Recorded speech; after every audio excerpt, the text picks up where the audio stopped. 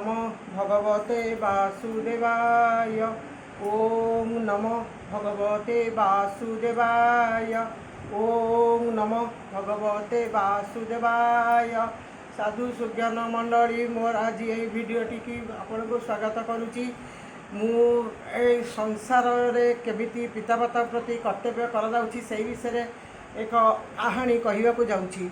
यही कहानीटी आपण मानकु यदि भल लगिबो ताहले मते सब्सक्राइब लाइक और शेयर करेंगे भूलिए ना। आपण को मुझे अनुरोध करुच्ची। तेणु ए संसार में वर्तमान आम पितामाता को आम ठीक भाव में मानुना। पितामाता प्रति आम अविवेक अविचार कम करुचु। से वृद्ध हो गला माने से आमको बार्धक्य आश्रम छाड़ा पड़ुछि। कहीं ये सब चली।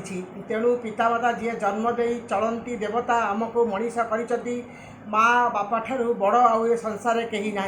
से हेले चलती देवता किंतु आम्भे से फतादार करुचु। से ही विषय एक कहानी मु कहूँ। एक गाँव में गोटे बुढ़ा आउ गोटे बुढ़ी थिले। तांकर गोटे पुओ थिला।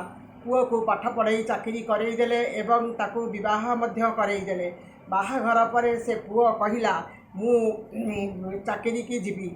बाप माँ कहले तू एका जीवुनु खाइले तो